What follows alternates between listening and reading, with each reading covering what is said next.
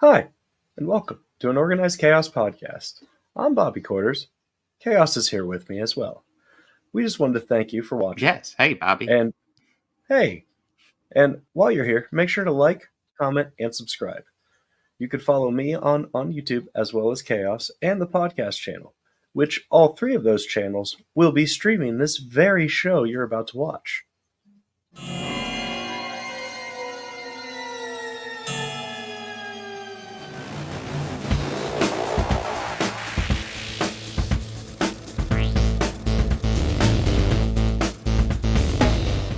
All these counselors start dropping dead, left and right.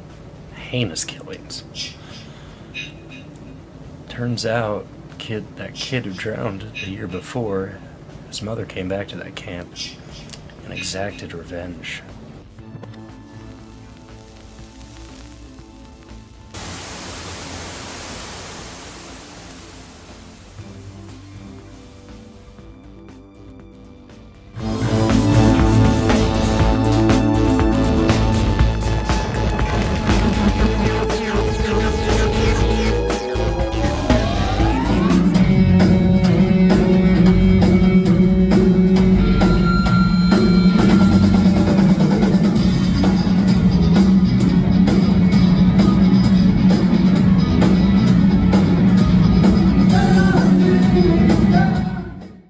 I can't do it. Okay. We'll do it live. Okay. We'll do it live. Fuck it. Do it live. I'll write it and we'll do it live. Right. Fucking thing sucks. So apparently, I do need to update the default because it's all kind of a little outdated. But yes, I did not have. Yeah, but I did not have time to finish put together an intro because I just moments ago finished the cinematic masterpiece known as Surf Ninjas, which we will definitely be discussing on this podcast. And yes, you know what? It wasn't as bad as I thought it would be. We'll get into it. It's bad, but I don't know. There's a charm to it. It's yeah.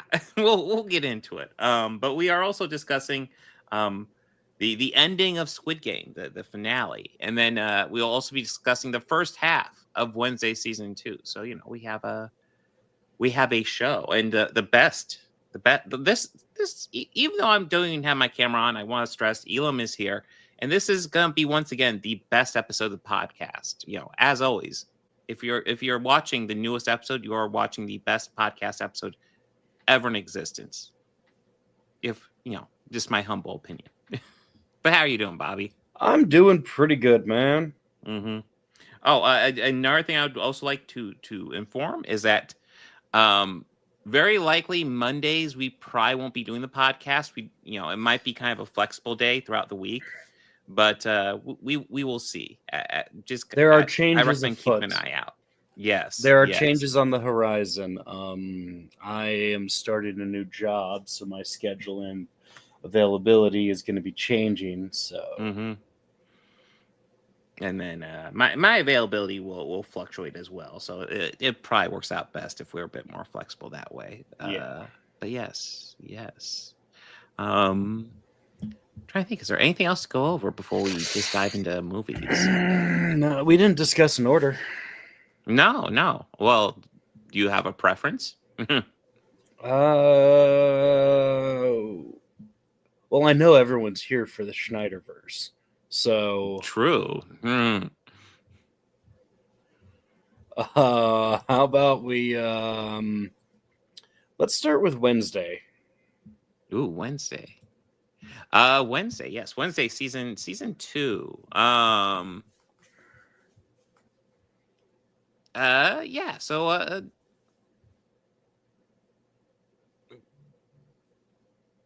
put my thoughts together. Listen, man, I have Surf Ninjas on mind right now. But Wednesday I did marathon this yesterday. And Leslie Nielsen's Phantom Mask. Oh my god, yeah, we'll get into it. But yeah, Wednesday. Listen, the thing I'll tell you about Wednesday is that the first half of Wednesday season 2 was probably my favorite thing we watched this week. It progressively got better. Yes. I'll say, first two, I wasn't that thrilled with. I thought, the first one was kind of like, yeah. It felt like a lot of catch up, and for a lot of it felt like it was trying to match that aesthetic a little too hard. Yes. And yeah, I don't know. Something about this, like watching it, kind of bothered me actually. And it has nothing to do with the writing or anything. It was just more of how they presented Jenna Ortega. Now, like, really? we know for a fact that, you know, like she's an adult, Jenna herself. Yeah. Like almost in her mid-20s now, something like that. Probably something like that. Yeah. Like it's something bothered me with the way that they shot her in this. Like whether it was purposely to kind of make it really seem like she's a kid or supposed to be a kid in this. It just, for some reason, a lot of it was just so distracting to me in the first episode, especially. Like, I think they might have purposely filmed other tall actors to be on lifts so that they're taller than her and make it seem more like she is a kid. But for me, it was very distracting the first episode. I didn't notice that so much. I mean, I kind of noticed it a bit in the first, but it just kind of like just faded away after a while. But this one, I noticed it right away in the opener, and it just was so distracting to me. I will say, if we're talking about people who are way older than high schoolers playing high schoolers, this is definitely not the most guilty, incriminating thing they do that we're going to be covering this week. But neither, Chris. It wasn't like unintentionally creepy. Well, maybe unintentionally, but it wasn't really creepy. It was just kind of more of like, I don't know why it bothered me, but just kind of like, why are they trying to make her look younger than what she actually is? It's just, that's weird. Well, just weird. Well, weird to me, I guess. I don't know. Yeah, I mean, part of what makes it kind of work somewhat is the Wednesday makeup. Because once you cover yourself in the goth makeup, you can definitely look younger than you are. I mean, you put enough white foundation on yourself. Yeah, of course. Like, yes. But So we got a lot of new characters. Steve Buscemi is the new principal, who is a dick. Buscemi. Way. It's pronounced Buscemi. Oh, it's pronounced Buscemi? Buscemi. Oh, I did not know that. I heard him in an interview. Somebody asked him. He's like, it's actually Buscemi. Oh, I've been saying it wrong. Everybody does. He's like, everybody does. It's okay. Oh, shit. And I just think, like, I've for years thought it was Buscemi. But then thinking about it, it's like, no, he is super Italian. It would be Buscemi or Buscemi. But it's okay. Yeah. But we also got Billy Piper, who as not a sus teacher at all. You know what? It took me 2 episodes to realize that was Billy Piper. Oh, okay. It was like the first introduction. I was like, no, that's not her.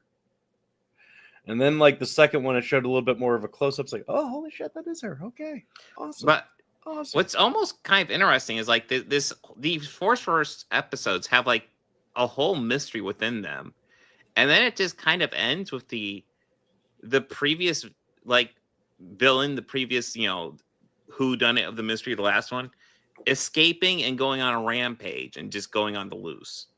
And the mystery somewhat resolved, which kind of left me a little bit surprised. But I'm sure there's more nuances to it. Absolutely, there will be.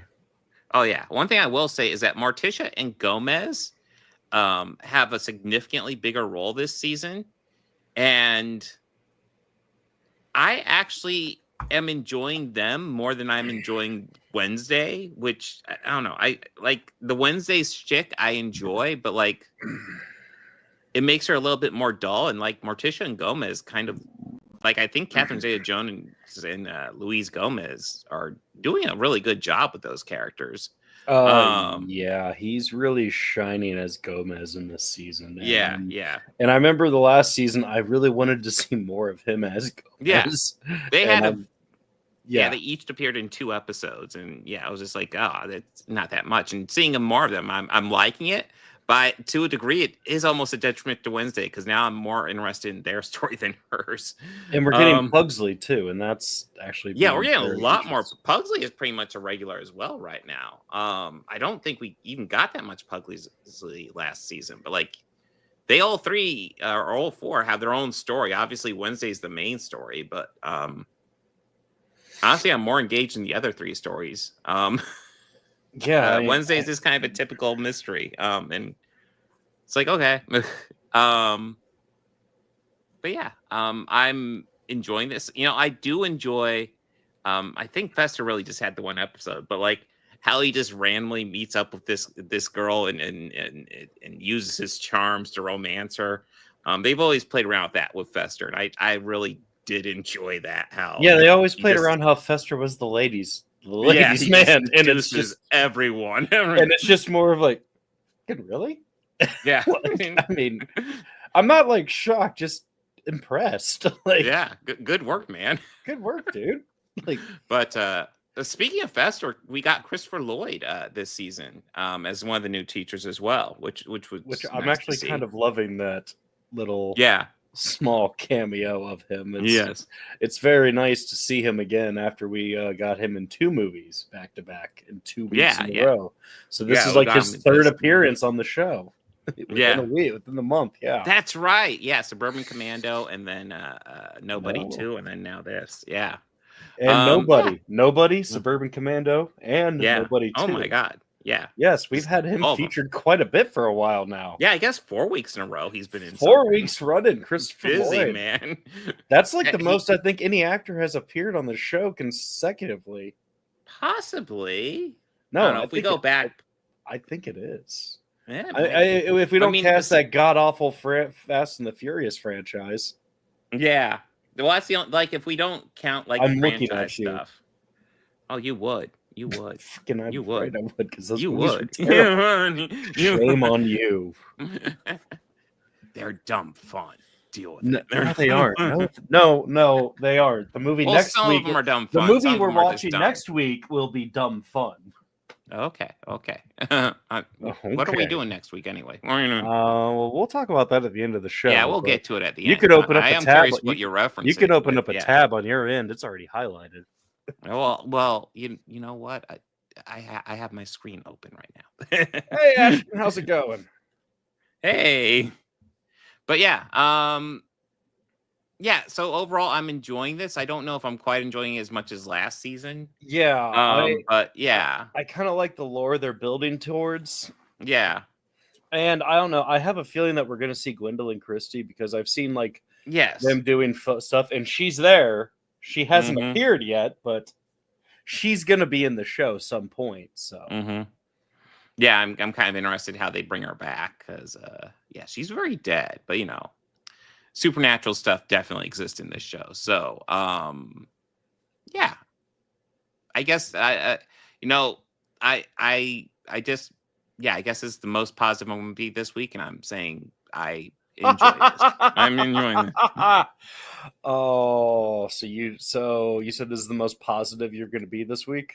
Oh yeah, no, I definitely have. So that means that you didn't care for Squid Games, how they wrap that up. We will get into it because I don't got anything more to talk about this. I feel it's too early for me to really dive into my thoughts on Wednesday. Yeah. Other than just that kind of weird way they're shooting Jenna in this, that makes me it takes me out of it sometimes. But other than that, I'm enjoying what they're doing with it and where it's going. I love seeing an evil Steve Buscemi. Yes, him just being a dick is fun. He's always good at that role. So yeah. Do you want to get into Squid Game or Surf Ninjas? Yeah, let's talk about Squid Games. Okay, Squid Game. I told you the people are here for the Surf Ninjas. True, we got to make them wait. Make them wait. So Squid Game once again. This is I'll go ahead and say this is a really well acted. Execution wise, it's a really well done series. I love season 1. I feel like season 2 and 3 really bleed together. Like they're pretty much the same story. They split up into 2 seasons unnecessarily. They really are. But how they've decided to wrap this up was disappointingly predictable at all. No, disappointingly predictable. Oh my God. I mean, I can like essentially I they knew just it. play the games a bit further. They make the baby a player, and 4, 5, 6 gives his life to save the baby, and that sacrifice is enough for the front man who was the main bad guy in season 2 to I guess realize the error of his ways. And once the police raid, they blew up the island, and then he gives prize money to 456's family, and the baby to nearest relatives with the prize money. But don't worry, Kate Blanchett will do more Squid Game in what might be an Americanized spinoff, which I have no fucking interest in. Listen, I've spoiled pretty much the whole thing at this point, and Yeah, I'm like, I fuck. I'm absolutely like, hated that. I hated that. I mean, after watching it, my daughter, I think, had the best thing to say about it. She was like, this whole thing was created to be like this commentary on capitalism and kind of this anti-capitalist story. And at the end, it just felt like it went full capitalism, just like it's just becoming a fucking Well, like franchise now. Fuck off. it's supposed to be like a commentator on that. And Yeah. like there's an actual reality show where they play non-life threatening games for it.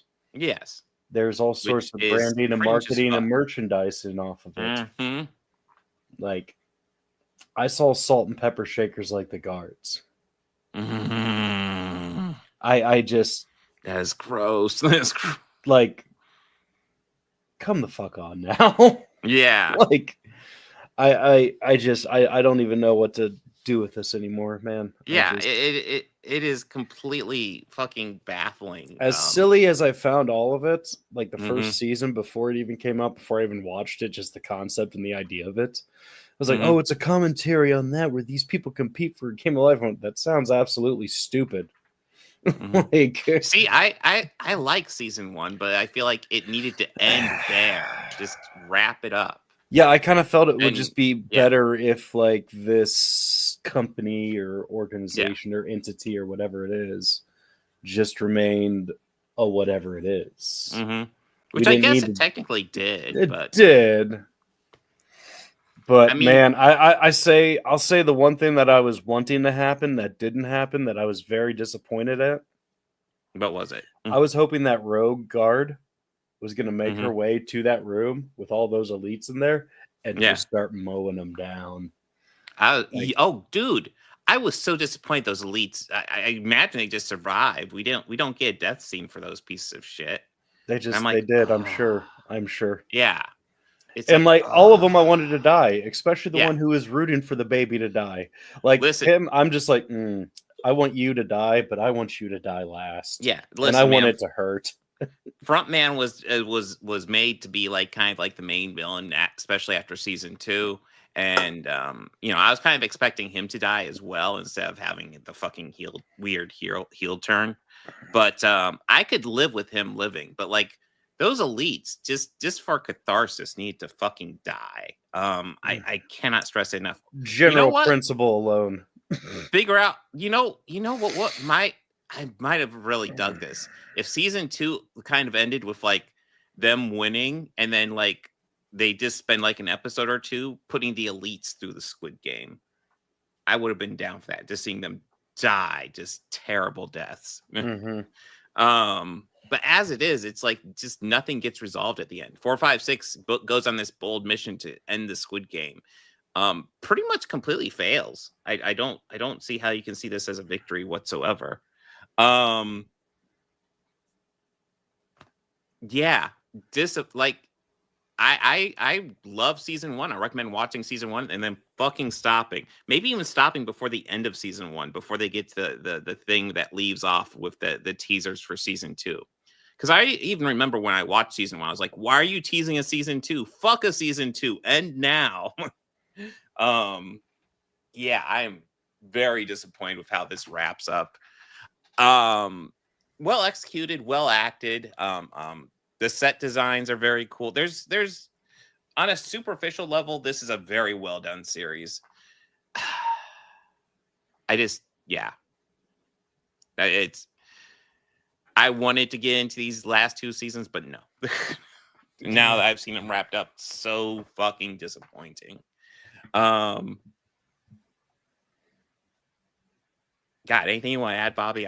Yeah, no, it just yeah, I agree. This was kind of a letdown. Yes. Such a cool concept, but fuck, man, come on. Yeah. Disappointing. God, I do. Are we ready for Surf Ninjas? So yeah, we're already here. Yeah, like yeah. Surf Ninjas. Oh God. Listen, I wouldn't say this is a good movie, but actually wasn't nearly. There are positives I can say about this movie. Like we mentioned, Leslie Nielsen in his faux Phantom of the Opera mask. Dude, Leslie Nielsen is having fun in this movie, and he's barely in it, but it's almost to the point where you forget that he's in it, and then he shows up, and then it's like, oh yeah, Leslie Nielsen. That's awesome. It's like they write comedy bits for him. He's supposed to be a villain, and he says the villainy stuff, but they write it like almost like a Naked Gun movie, and he just sells it with dedication. I love it. Like the thing where he's always has to answer the phone, and then like he's like, kill them all. Yeah, it was hilarious. Yeah, kill them all. Oh wait, call waiting. I need to pick this up. Yes, kill them all. Hold on, I got some of the other line. We're good. Okay. Yeah, go ahead. Yeah. What were we talking about? Oh yeah, kill them all. Yeah, kill them all. Yeah. It's like Jesus. Look, first of all, like compared to Chosen One, this is like fucking Oscar-winning movie right here. And I think a lot of it has to do with the fact that Rob isn't the focal point.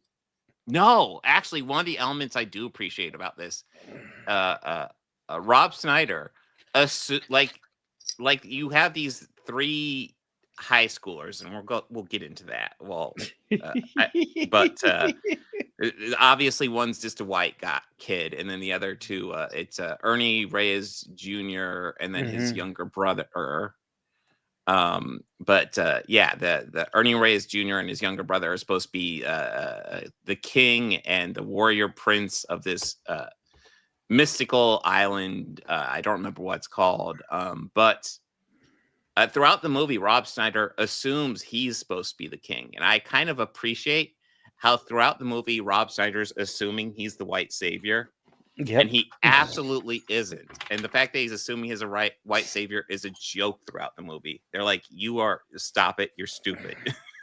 Yes. And I do appreciate that. I did. And I also appreciated how for a while he was thinking anything he said would come true. Yeah. Well, I mean, he nullified that fairly quickly by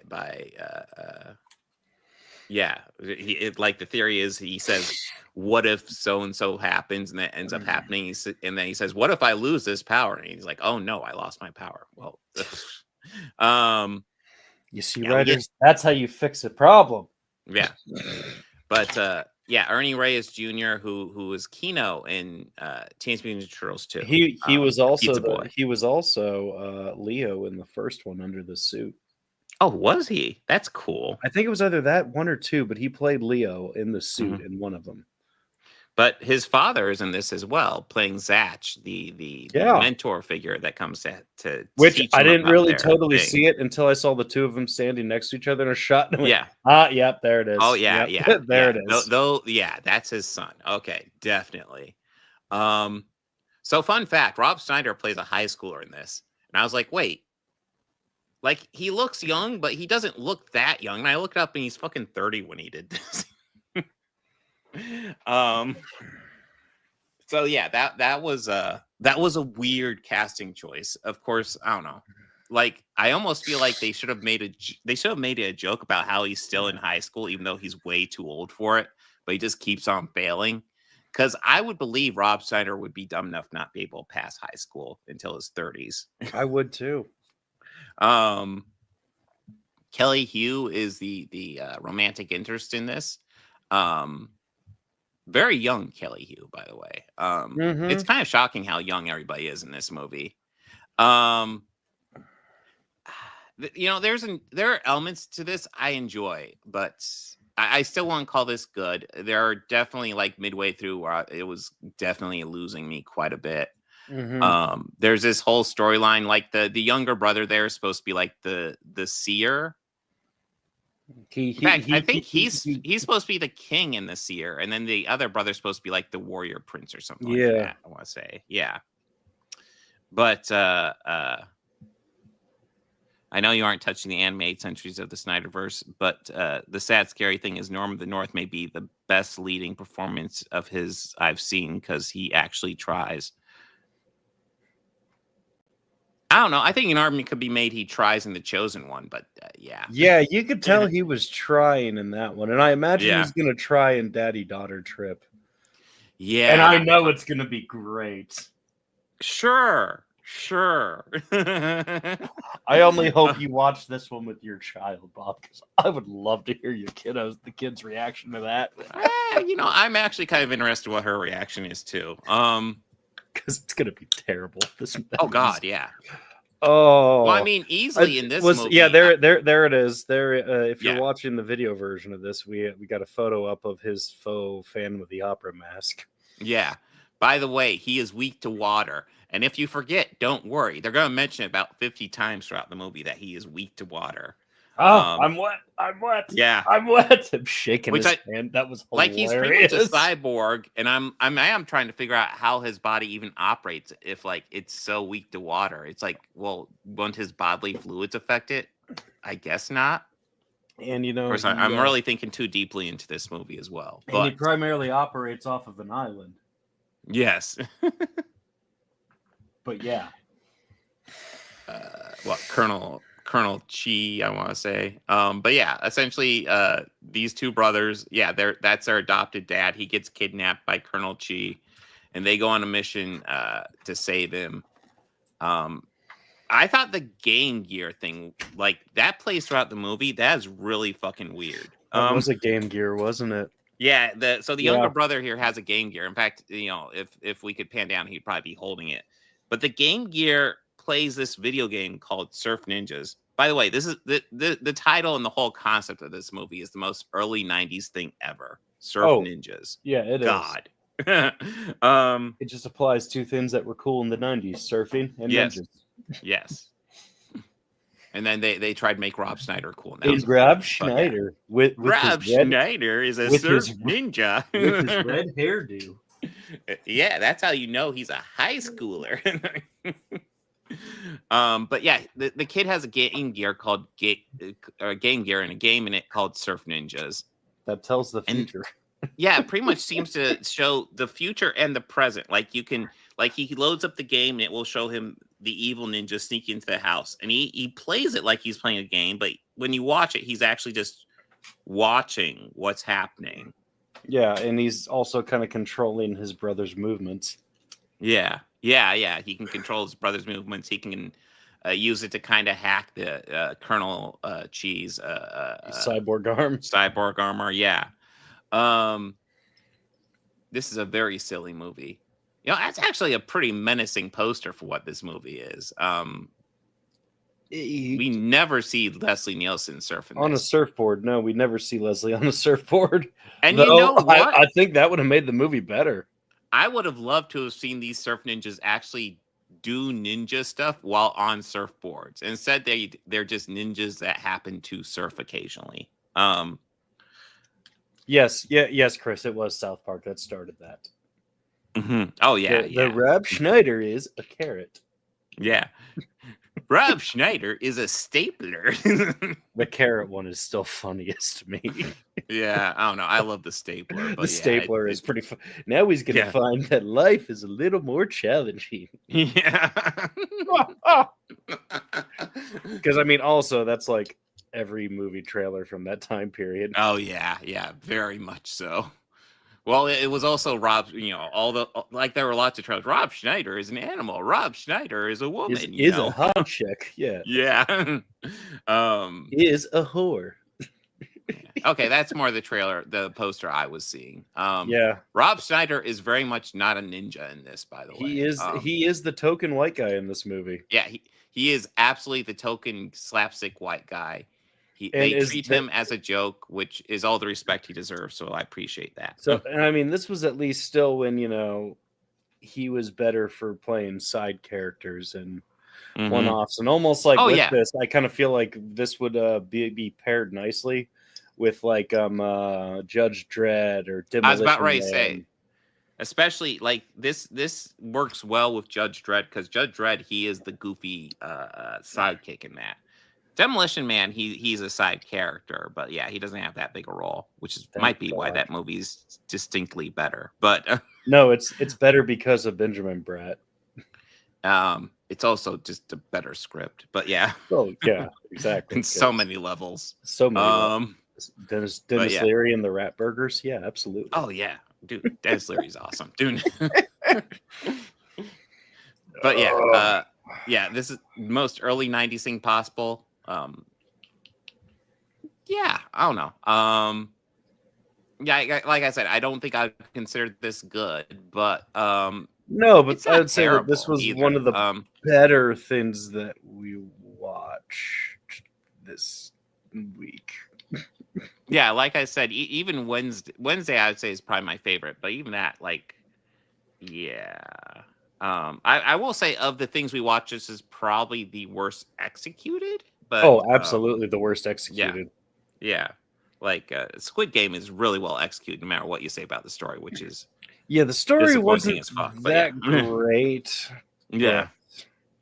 Well, I mean, there's elements I like, because like the story's not great and it's very cliche, but like the story is also very self-aware. Like when Zach is going over their whole exposition backstory, the kids are like, when they cut back to the kids are so obviously bored, and it's like, are you done yet? And it's like they're learning their own history, but they're like, this is boring. And I mean, that is how kids that age would behave to that.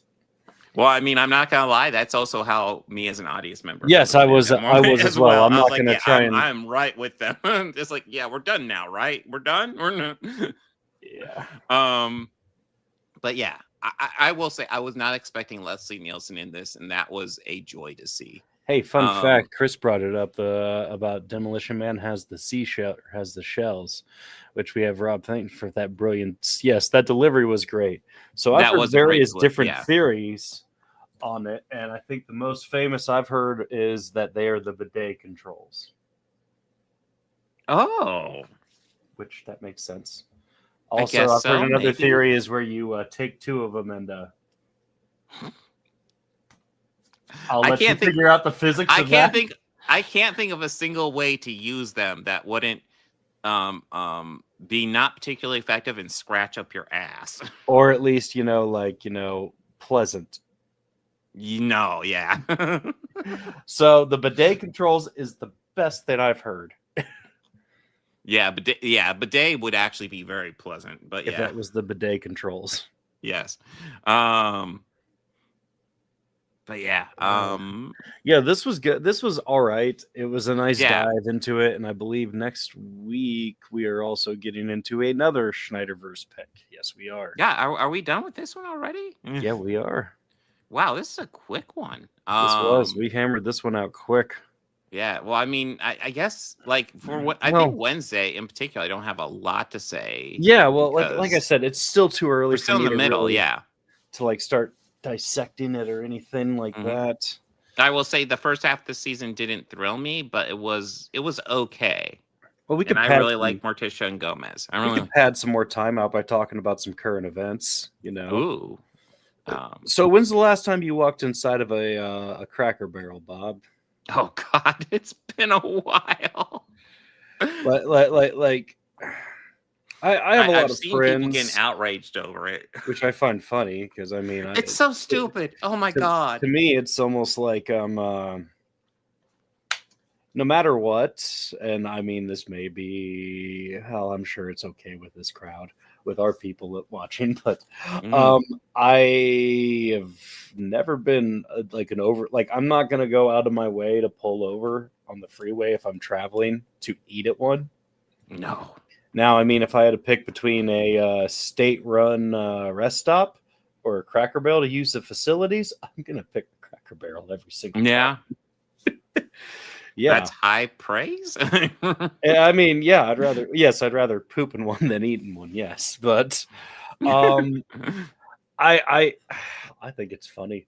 I find the selective outrage hilarious. No, they're all outraged over the fucking logo change, and it's like, and I think they're also mad that they're fuck? changing the decor, but it's just like, still, it's the same like selective outrage. Like, I mean, I always want to stress this. Who gives a shit? I mean, these are the same people that cry snowflake every time, like, you know, a leftist points out, like, you know, trans rights are being taken away or something like that. They scream snowflake at that person. But Cracker Barrel changes some basic logo and shit like that, and they're screaming bloody murder. And I'm like, are you fucking serious? Are you? I mean, these are also the same people who use the same still of Rachel Zegler from the Snow White movie as their argument. Yeah, you know the exact one I'm talking about. Oh, yeah. I mean, actually, there's a couple stills of Rachel Zegler they love to pull, and it's like... I mean, all I'm going to say is, like, you know, sure, if you go frame by frame, everyone looks a little awkward. Yes. Yeah. And if that, man, like, you are really going through the haystack with the metal detector to find something. Here, man, like...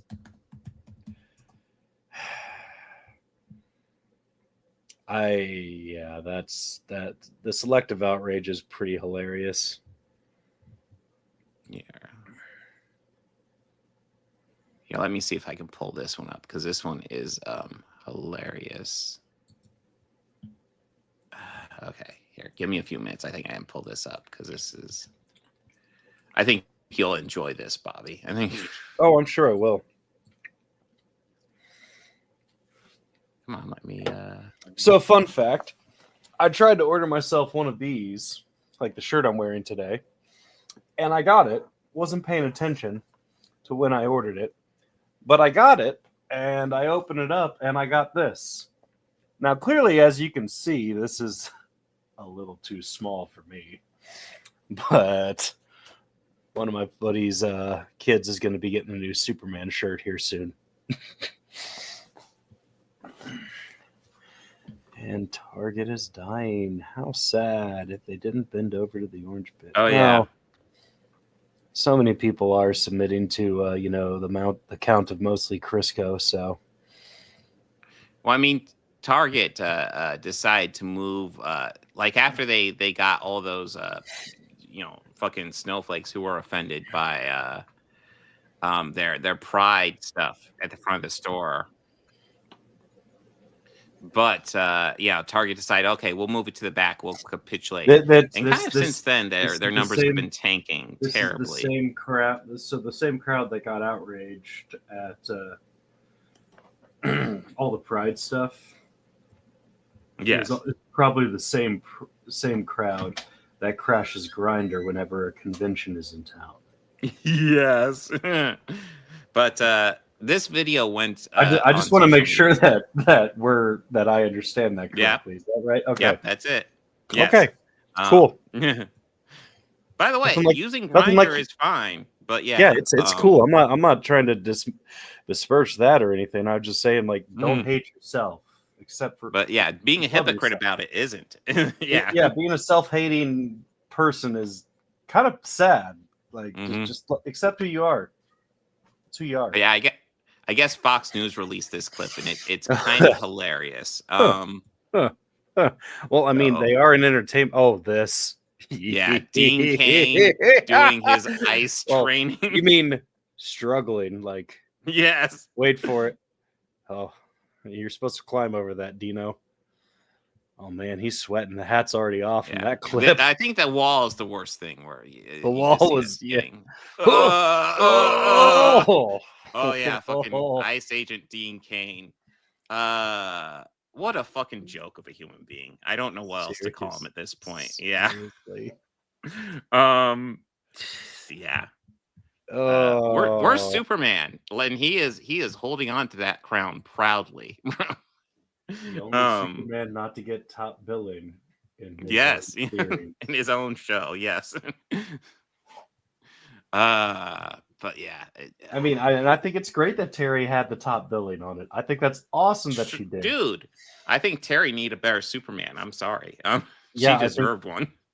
I mean, but I think the world needs its Kevin Sorbos and Dean Cains, like kind of like a cautionary tale. Yeah. Well, I mean, I've also heard that like apparently Kevin Sorbo and Scott Bale are refusing to take work in California now. Chachi still works. Yeah. And yeah, that's kind of my response. It's like, it's easy to not take. It's easy to not take work when you're not getting offered jobs. Yeah, it really is easy to say you're not going to work in Hollywood when you're not working. Yeah, well, you're very much not getting jobs in Hollywood. You can only do so many Pure Flix movies, but still have a substantial career. That's what I was thinking of. I was like, man, they're probably still getting plenty of offers from Pure Flix. I mean, Kevin Sorbo is. He has the whole what is that franchise that he has with God's Not Dead? That's right.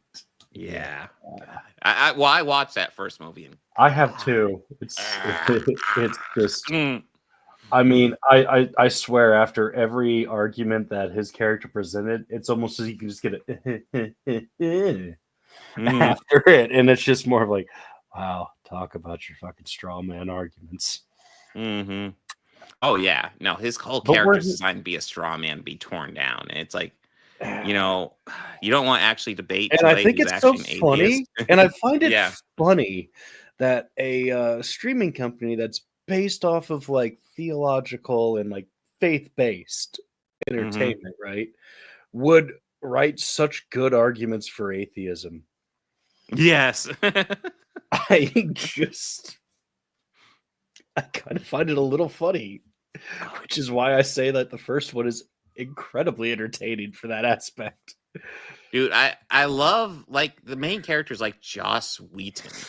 And I just thought that was hilarious. I'm kind of surprised they didn't go all in with that naming scheme. Get like a guy, I can't even think of it, but like, just I don't know. Jimmy Rifle or something like that. Like, seriously. Like it was just like, I mean, well, it's obvious who you're going after, guys. Yeah. That Jimmy Rifle's terribly woke. I hate him. God. But yeah, yeah. So I guess we're going to be covering it soon enough, so we should mention that if you happen to want to re-catch up on Peacemaker and you remember it from when it aired, you might notice something different about the ending. I've been meaning to rewatch the ending because apparently they changed it, and I have mixed feelings about that. They did. Yeah. They took out he removed the Schneider Justice League altogether. Yeah, and replaced it with the Justice Gang, and I guess Nathan Fillion and Hawk Girl have like close-ups in line dialogues now instead of Jason Momoa and Ezra Miller, which is, probably for the best overall. Like I'm fine with it, but I have no real issue with Momoa. Yeah, well, Ezra. Yeah, exactly. And I think that it's kind of better, but I honestly think that he had no intention of originally doing that until the backlash from fans came. That's my theory, at least. Maybe. And I mean, if he's like, Snyder, since all of your fanboys are being sucky. Dude, Snyder bots are ridiculous. I'm so annoyed. Well, I mean, he did a good job of depicting them in the movie, and that's kind of exactly how they are. Mm-hmm. Oh, I saw a great comparison on the internet earlier today. It was talking about the Man of Steel scene where like his father, says, "Hey, don't come and save me because you don't want to expose your powers to the real world." Yeah. And then the comparison was that to Spider-Man 2. Where he is busy trying to stop the train and doesn't care that he has to tear off his mask to stop it. And it's like, wow, look, here's a hero that just cares about saving lives versus somebody who, I better protect my identity. And even after all of that, that kid walks up, it's like, I won't tell anyone, Spider-Man. Yeah, just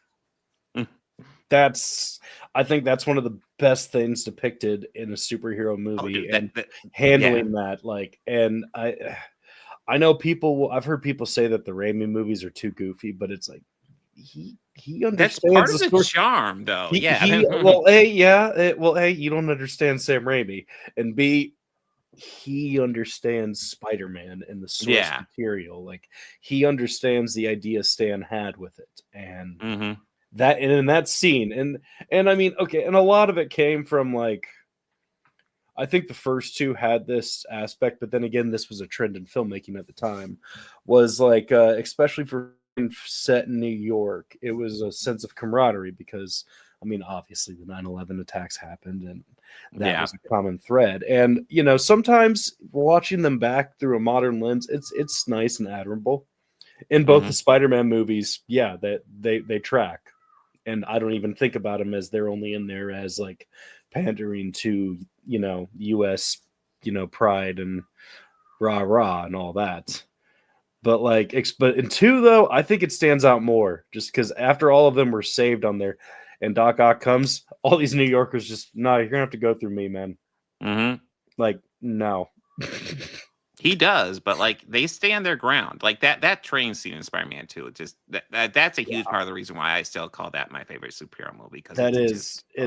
And I mean, and I know that I've even heard, like, I remember when the first one, Homecoming, came out. Yeah. And I remember hearing that I like that.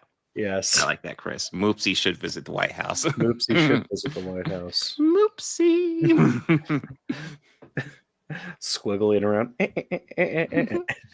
But oh man, I lost my train of thought with that. I'm just thinking of Moopsy in the White in Washington. Yeah, I just saw that. I was like, oh, that's funny. Moopsy goes to Washington. That would make a great spinoff. That is a great one. But in that one, I know that it was Favreau who was behind it, and there's one thing that he wanted to top in Spider-Man, because he had talked about Spider-Man 2, and he talked about that train scene, how he felt that was just the most awesome Spider-Man thing ever done in film. Yeah, that's why Spider-Man saved a boat that got cut in half, which is pretty awesome. It is a cool scene. It's not as cool as the train scene, but it is very cool. Yeah, it is pretty cool. Admittedly, though, that train is hard to top. Yeah, very hard to top. I think an argument can be made. It might be pretty much impossible. That was just such a good scene. If they tried to top anything from a past Spider-Man movie, they did a good job with Andrew saving this universe's Mary Jane. And yes, that was a great moment. God, yeah. Yeah, I loved giving Andrew the chance to save the girl that he couldn't in his own universe. That was a great one. As much as I dislike Amazing Spider-Man 2, I do like them bringing that back a bit. I didn't like, but nice. I like that character got that redemption. Yes, because you could just see, like, all those years that he had been holding it up, just he could let go of it all right there. Yeah, he does such a good job that moment too. Kind of like you can just tell. Does it without even like dialogue and just how? Yeah, and just his face. It also kind of made me think it also kind of really made me think like, man, Andrew deserves another Spider-Man movie. Oh yeah, he deserves another turn at Spider-Man. Yeah, absolutely. Toby does does too. As much as I'm not overly thrilled with the Amazing Spider-Man movies, I do think Andrew could have done a really good Spider-Man movie if given the right material. I wasn't very impressed with how they tried to make him like cool. Yeah, I didn't like how they tried to make Peter cool. I mean, that if you watch the original, that's part of what's going on, because like Sam Raimi understands how Peter is just inherently not cool. Yeah, which is part of the charm of the first ones, and what's kind of makes it perfect, and even this new animated series nails that perfectly. Peter is not a cool kid. Yeah. The Tom Holland ones, they kind of make him cool too, so that's just a little bit. It's not nearly as bad, but they make it more like all the kids are being inclusive, so that's which is okay, cool. That's a better message to put out to the youth, I will say. And there are, like, especially in the first Amazing Spider-Man, there's cool moments. I will always remember the moment. Like, Flash, like, tormented him, obviously. But after his Uncle Ben dies, and Flash is just, like, unbelievably kind to him, you know, and Peter obviously wants something to do with him, and Flash is just like, dude, if you need to talk, I'm here. Yeah, I love that. Yeah. Like, you see the facade go down with Flash. Yeah. And then Flash became one of his friends. Like, yeah, Yes. I did like that.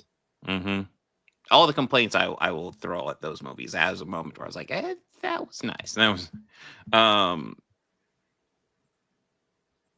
I don't know if I would say he's the best actor. I think Tobey's done a good job, but yeah, Tobey did a good job as Peter. And I do think Spider, Andrew is a great actor. I think it's good that, like, well, it's, you got, I think with a lot of superhero roles, you got to look at it because they're playing two different characters. You know, it's like there's, like, well, for Batman, for example, there's, you know, Bruce Wayne, and there's Batman, and, like, you know, there's Peter Parker, there's Spider-Man. I think Tobey does a great Peter Parker. And no, yeah, of course. Oh yeah, of course, yeah. Yeah. Listen, when I say Spider-Man 2 is the best superhero movie ever, that is completely fucking subjective. Yeah, I argue that the voice actor from the 90s series is the best both, because he did two different voices for Spider-Man and Peter Parker. And I think those stories are good. And you know what's even funnier? Here's what's even funnier about all those. That guy, you know who he is? Who? He's Greg Brady from the Brady Bunch remakes. Oh, really? Oh my God. It was on TV, and I'm flipping through, and it was on a commercial, so I just it was TBS. So I was like, you know, TBS, whatever. There'll be something good on. I hear the voice. I went, hey, that's Spider-Man. I look at him, like, holy shit, it's the Brady Bunch movie. Holy shit, Greg Brady is Peter Parker? But yes, he's... Yeah, I would agree with that, Chris. I don't know. I still say the best one is probably a Japanese Spider-Man. with his classic Spider-Man, like, I don't know. I am the emissary of death. I really, really, really liked all the different ones we got in Into the Spider-Verse too, though. Pinjani Parker. Dude, yeah, Into the Spider-Verse was awesome for that. Pinjani Parker was my favorite. Like, she Indian is awesome. Spider-Man. Yeah. No, but Indian Spider-Man. You're right. Yeah, yes, I'm thinking Indians, of what am I thinking of? I think I'm thinking of the robot. One. Penny Parker. Penny. Parker. Yes. Okay. That's Yeah. But Pinjani Parker. Yeah. Indian Spider-Man was awesome. Well, just because like he had those like yo-yo ones, and just that was so cool. And he had the coolest suit. I mean, that was. I am excited for the next Spider-Verse movie. By the way. Yeah, I am too. So speaking while still in the friends of like comic films, hey, you remember that time when The Rock tried to stronghold the DC universe and make it his own? And I just randomly put on an I Hate Everything video where he was going over the interviews from Black Adam, and like there's so many clips of him going, the DC universe is about ready. Like I don't remember the exact quote, but it's like the DC universe is about ready to get taken over by The Rock. It's like, God damn, such like I remember even at the time finding it kind of arrogant to be doing saying that all the time. Yeah, and I mean, and I watched The Medium from where he gets paid to act like an arrogant, cocky asshole. Yeah. You know, and I enjoy that. I enjoy that. Even his most recent run as a bad guy, yeah, he did good. He did good with it, but just Black Adam was so bad, dude. Well, you see, I don't even think it's bad. It is so mid, in my opinion. It is so just like the side characters were better characters. And, definitely. And dude, Dr. Fate stole that movie. No. Well, that was Pierce, right? Yeah. Yeah. Like, fuck yeah. Pierce Brosnan was amazing in that. Oh my God. Yeah, dude, I definitely so far like Justice Gang more than any superhero team in the Snyderverse. What sucked is like the first Shazam wasn't bad. No, I don't even know the second one wasn't terrible, but it wasn't terrible, but I would probably say the second one was better than Black Adam. Take what you will there. yeah, I mean, I kind of thought we were going to get a show off of, Shazam and Black Adam at the end, but instead it was just a tease to bring Henry Cavill back to appease the Snyder stands, only for later DC to go, sorry, Henry, we got to let you go. Yeah. Well, I mean, the whole thing was that The Rock didn't want Shazam. He didn't want to be in a movie with Shazam because he didn't want Shazam to steal the spotlight, because Black Adam is pretty much just a pretty famous Shazam villain. And the whole thing felt weird making Black Adam, like, yeah, sure, he kind of becomes an anti-hero, but he's still kind of a villain in the comic books. But making him like the anti-hero to launch this new DC franchise, like The Rock was trying to talk it up, it did not work at all. Yeah, Zach Levy did kind of ruin that. Zachary Levi did. He did. He just, as much as I will say the first Shazam was all right and thought the second one was fine. It's gonna be tough to rewatch those because he is such a dipshit at this point. And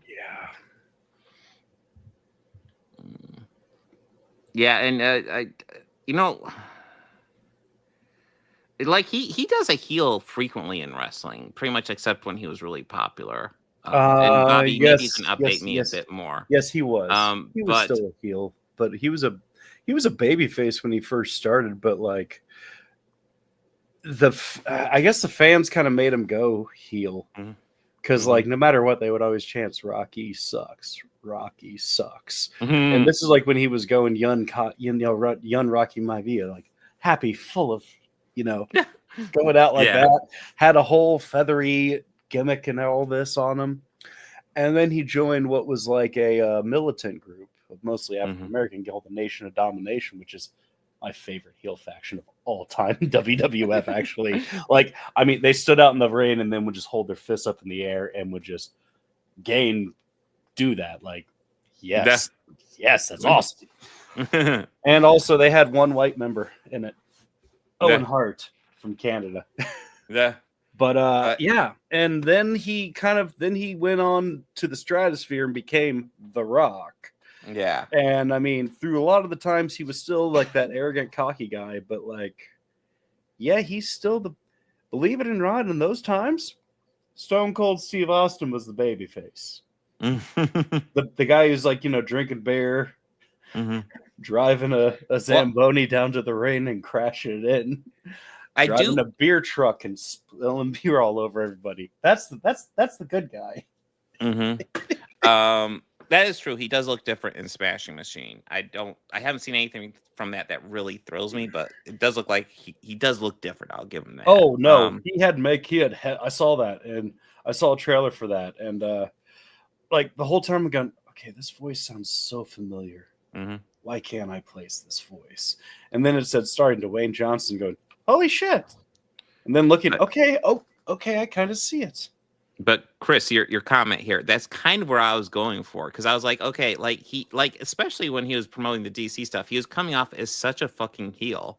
And it's like, why doesn't he play like a super villain? Like, really have fun with it, dude. Like, he can do bad, like just I just think then the egotistical stuff, you can play with that a lot more as a villain. As a hero, the egotistical stuff is not charming. As a villain, it works. Well, his most recent turn, he was like ultra mega bad guy, whereas he was calling himself the final boss. I know a little bit, like, didn't John Cena turn heel and then team up with him or something? Oh yeah. He gave Cena a command, and the current at that time champion Cody, who Cody been Rhodes, through so much to get there, and long story. And I knew that they were going to just tell the story all over again. And they did, and Cody just recently won the belt because right before John Cena retired, he went back to a babyface. He and Cody had a hell of a match. Cody ended up winning, and like they're both on the same side of good again. So yeah. Well, I mean, so Cena can go out as a good guy because I know he wasn't. He wasn't gonna. that man has been the face of that company for years. He's not going to go out as the bad guy. Oh yeah. I mean, well, like, Cena is, I think, much better as a baby face than The Rock. But yeah. Oh, he is, and he was great as the bad guy because like before he would have all the music and hype, but when he was the bad guy coming out, just the music, no lights, no video, no posing, just walking out, looking angry at everybody, and it's just like, okay, Cena. Okay, John. Like, okay, I'm here for this. I'm willing to watch this because honestly, as someone who's casually watched it, I've kind of always wanted to see him do the bad guy. Oh yeah. I kind of got tired of like it always being John Cena is the winner, and like if I were there, I would be booing because I like to boo the bad guys sometimes and that. But man, I was happy to see it, but I'm also happy for him to return as Peacemaker. Yes. By the way, after the show, I want to ask you about something, but we will be covering Peacemaker in probably like a week after next? Couple or so, yeah. Okay, well, it's when we get when the 4th episode finally airs, we will be covering everything up to that point, and I am excited because that's supposed to be really good. But yes, next so far week, I've only heard good things. Yeah, I've heard nothing but great things so far. Yeah, and I'm excited because James Gunn's doing a good job. I do want to go back and rewatch the end of the first season finale just to see how they update the cameos. Next week though, we do have this is the one that I told you I had highlighted. Something that is horribly made, but delightful to watch. Oh yeah, I've actually never seen it, so I'm excited. One of my all-time favorite movies, Toxic Avenger. Yeah, Toxic Avenger. Like it speaks to me. We're also watching the first 4 episodes of Alien Earth, which I have heard mixed reviews about, but all the criticisms have been garbage, in my opinion. So the only critics I've heard that I take seriously have given it good reviews. The few I've talked about, the few that I've seen that I take seriously, and the ones I just watched to laugh at their infantile attempts at criticisms. Yeah, it just I laugh at their arguing over something that is quite literally semantics. So we're gonna watch those first 4. I'm excited because I am a huge fan of this series. So awesome. I love this series. I do. I even love 3. Like I think 3 is underappreciated. I think 3 had potential. It did, but it's way better than 4. I'll give you that for sure. Oh my god. Yeah. it's now within this whole franchise of films, I do include the Predator movies in this. They're not all winners. There's some stinkers. Like the AVP, the second one. The first one's not great, but the second one is garbage. That's the one with Adrian Brody, right? Or no, that's the Predator. No, that's Predators with that one. Whoo, I like Predators. I'm all right with Predators. I liked it too. I liked it too. I was like, ooh, this is okay. But there's some bad. Yeah, the second AVP is terrible. It's borderline unwatchable. It's so fucking dark. Shit. It's just like the first one has had a good idea, just lousy execution. Yeah. And I'm sorry, I don't think a predator would be teaming up with a human. That felt weird. That felt so weird. The last thing we're watching is the pick 3 of the Schneiderverse. Big stand. We're going to see Rob Schneider team up with David Carradine. Well, he's gonna probably teach him some things, but then it'll all be Rob Schneider trying to run a modern. It's probably going to be like your typical 4th-rate Happy Madison movie. But you know how it's just going to be him leading the comedy, but him being the straight man and everyone else being a zany, wacky character. That's what I'm predicting for it. Chris, hard disagree, dude. Listen, man, I will give you Covenant. Or Covenant is super, super fucking predictable, kind of painfully predictable. I'll give you that, but it is still, in my opinion, much better directed and much better done movie than Requiem.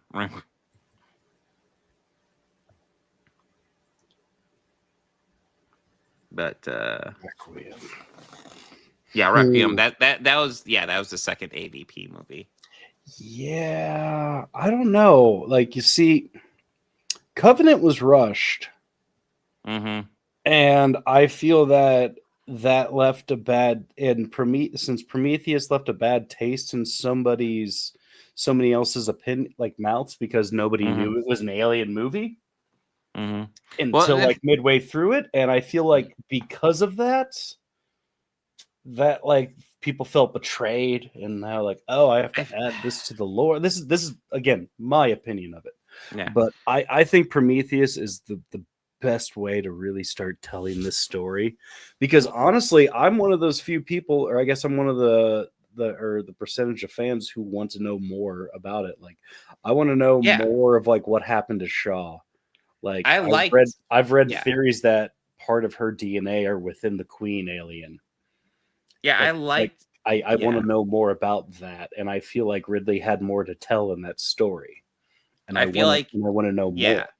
Ridley wanted to explore. He wanted to explore the universe, pretty much the universe of Alien. So he was doing it without really going into the alien aspect. Yeah, which he does tag on at the end, which felt a bit forced. But like, listen, is there dumb stuff that the characters do in that movie? Absolutely. Is that movie absolutely fucking gorgeous? Just a sight behold? Yes, absolutely.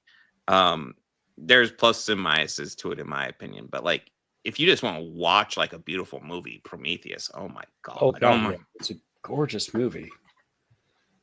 I mean, there's the element of rape is very prevalent throughout almost all of the Alien franchise. I mean, let's take a second and think about what those xenomorphs exactly do to plant an egg. Well, I mean, they violate. Oh yeah, it's just So in case, like, the writers have been very open that like rape was a major theme when they wrote the first movie. Yeah. That was intended. No, that's intended, and it's more than subtly implied in the film. Yeah, like, I think it was in the most recent one that we watched, Romulus, where the pilot's like, you see her pulling it out of her throat, like, shit. Yeah. Yeah. And it's supposed to be squeezed, but But yeah, I'm gonna go get some dinner, but it's good chat, Bobby. Yeah, always fun chat, and that's the. Yes. I feel like it's good if we pad it out. If we end up running too quickly, we could just have a free popcorn we can bullshit. Yeah. Bullshitting's fun too, and it was fun. Yeah. Okay, so before little ones, maybe the kid should watch Toxic Avenger. Maybe you should just watch it. Well, it's trauma. It's trauma. Oh, no, I will warn. And they don't give up. You know, I think Ashleen would be interested in it, but I mean, the thing, keep in mind, she is 17. Okay. Well, just. I don't know. I don't know about Evan. I'll tell you this. God, no. Yeah. God, no. Yeah. But okay. I'll just tell you then. And they kill a kid, and they don't shy away from much of it. Okay. I will give her a heads up. Like, roll over with vehicle, shy away of it. Ooh. And they show it. So I warned you. Okay. I will forward that to her. Knowing her, she'll be interested because she likes. It was a. Oh yeah. I'm assuming they didn't actually run over a kid. No. Well, I mean, I don't know. It is Jersey, so you know. Oh shit. It is a Jersey company, so you know, like.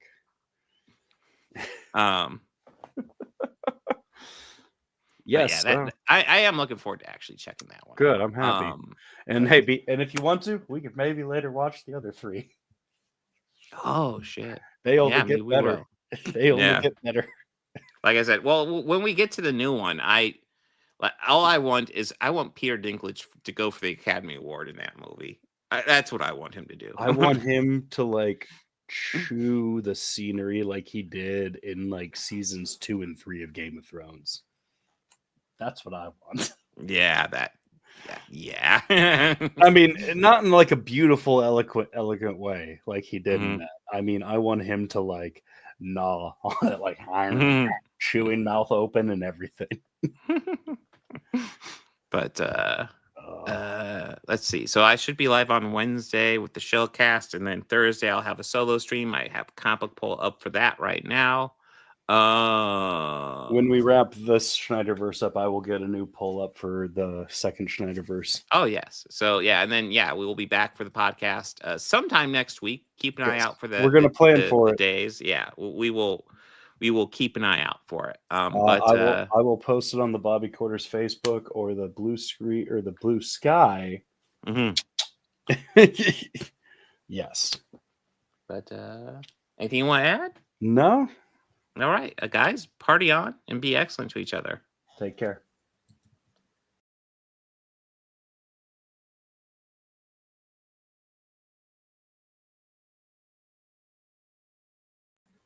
Okay.